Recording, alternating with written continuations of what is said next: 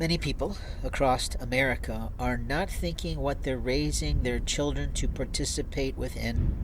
You see, America is really America Inc. And every human being, once they reach adulthood, regardless of their skills, regardless of their talents, regardless of their special needs that come about from childhood into adulthood, are expected to work. And if you're expected to work, then you start at the age of birth teaching and training your child for the right ages and stages and responsibility of life at that age. The behavior of your child is a reflection upon you in every way. What they come out of their mouth, how they enjoy music or not, whether they can sing and dance, whether they can jive, whether they can rap, whether they can do anything that will help them thrive, is completely on you. At the same time, they're learning social skills, social nuance, to recognize when someone is politely saying, "Get the fuck away from me," in a polite way, as we do in our community back home that says, "Well, I should let you go." That's a "we're done talking." But it's establishing a boundary. There are some socially inept people that don't recognize that, and there are some conversations that just keep going because people are having an enjoyment with it.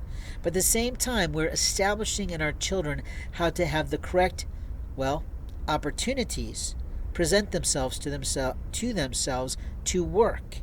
You see, most children by the age of 14, 15 can start babysitting, lawn mowing, painting houses, doing something that is constructive with their heart, hands, and souls.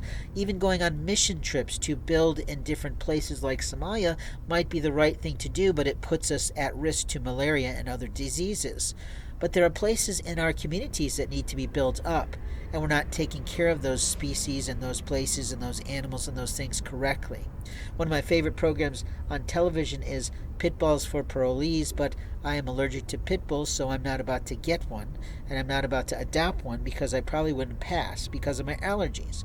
But at the same time, we are establishing that that is a business owner running a business, and it's probably a not-for-profit that gets funding, and it gets funding and more funding because of television, and it gets more strays because they're in a promotion mode of marketing. And the family is rather eclectic. I believe they're actually technically Wiccan, and I love that about them, but they don't promote it as such. The reality is that our entire life, from our childhood to adulthood, is about teaching children to be age appropriate in social settings and community events, to know how to conduct themselves, to get a job, to be employed in what? A business. They live through their life, and they gain people and they lose people, and they go through concepts of bereavement.